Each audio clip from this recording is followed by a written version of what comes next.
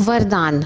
Sneha चीखी, mummy चूल्हे पर क्या चढ़ाया है, जलने की बदबू आ रही। नीति दौड़ती किचन में घुसी, जल्दी से गैस बंद की, एग्जॉस्ट फैन लगाया। सब्जी चढ़ाई थी, इतने में पति ने उसे बुलाया और उनके किसी काम में उलझ गई। पति को भी अपना काम उसी समय तुरंत करवाना होता है। नीति भूल गई गैस पर सब्जी चढ़ाई थी। हमेशा कुछ न कुछ भूलने की आदत। नितेश चिल्लाया, आपने आवाज लगाई थी, काम छोड़ मुझे आना पड़ा। बहाना तो तुरंत बनाएगी, गैस बंद कर आती, नितेश बोला। नीति चुप हो गई, गलती उसकी भी थी। एक दिन दूध चढ़ा, वहीं खड़ी इंतजार कर रही थी। नितेश किचन में आ बोला, बालों में पीछे कलर लगा देना जरा। घूमकर अभी लगा ही रही थी कि जवानी में आए उफान की तरह दूध में उफान आ गया। मुंह चिढ़ाती दूध गैस, स्लैब और जमीन में पसर इधर उधर बल खाती भागने लगी। दूध को सिम में क्यों नहीं रखी? मैं तो खड़ी थी पास, इसलिए। खड़ी थी तो उतर कैसे गया? सवाल से भन्ना गई नीति। या तो पति हद दर्जे का बेवकूफ या हद दर्जे का चालाक, अपनी गलतियां आसानी से दूसरों के माथे थोपने वाला धूर्त इंसान।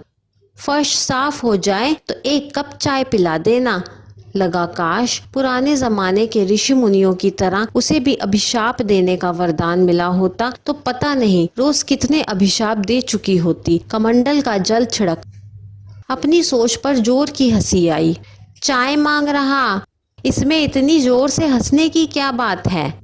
कुछ नहीं, तुम जाओ, कह सफाई अभियान में जुट गई। एक दिन नितेश बोले, मैं एक आध सब्जी, रबड़ी और आइसक्रीम बाहर से मंगा लेता हूँ, तुम छोले भटूरे एक सब्जी बना लेना। किशोर के साथ एक और मित्र भी आएगा डिनर पर। सभी तैयारियां हो गई।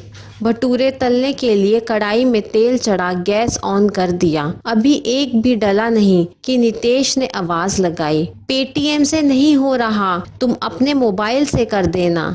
तुरंत नीति ने गैस सिम किया और पेटीएम में लग गई। नेट स्लो होने की वजह से बार बार रीट्राई दिखा रहा था। खैर हो, तेल भी काफी गर्म हो गई। नितेश पानी का बोतल लेने किचन में आया था। तेल की कढ़ाई देख चिल्लाने लगा, सिर्फ बैठ मोबाइल देखती रहो, बेवकूफ औरत, ध्यान कहाँ है? किचन में गया, तब तक तेल की कढ़ाई चढ़ा मोबाइल में घुस गई।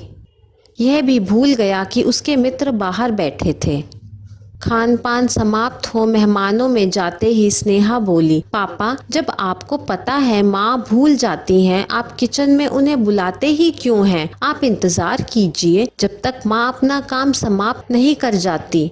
आप भी तो घोड़े पर सवार रहते हो, काम करवाने की हड़बड़ी रहती है, सारा दोष मम्मी पर डाल देते हो। कम से कम आज आपको इतना तो ध्यान रखना चाहिए था कि बाहर मेहमान बैठे हैं। पेटीएम का काम आपने बताया था, मोबाइल देखने नहीं बैठी थी वह।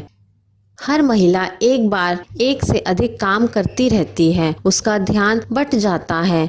उम्र होते होते थोड़ी स्मरण शक्ति भी कमजोर होने लगती है, इसलिए भूलने लगती है। इसके विपरीत पति पत्नियों की तरह अनेक काम में नियोजित नहीं रहते और उन्हें लगता है पत्नी भुलक्कड़ है। नितेश ना कभी अपनी गलती मानता है, ना माना और ना मानेगा।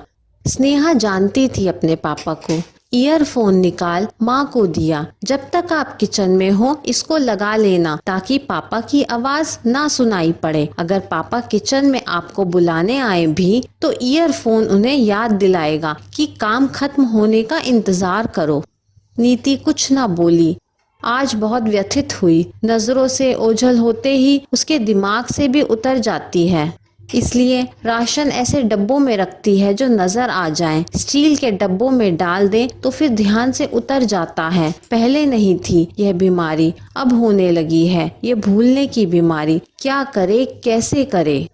ईयरफोन ले अपने कमरे में चली गई चुपचाप। सुबह खाना बनाते स्नेहा का दिया ईयरफोन पहन लिया। जब तक काम चलता रहा नितेश ने एक बार भी आवाज न लगाई। या तो उसे अपनी गलती का एहसास हुआ या फिर ईयरफोन की बात उसके भी दिमाग में थी। ये कहानी आपको कैसी लगी मुझे कमेंट करके ज़रूर बताइए। कहानी पसंद आई हो तो लाइक, शेयर और चैनल को सब्सक्राइब करना ना भूलें। कहानी सुनने के लिए आपका बहुत बहुत धन्यवाद।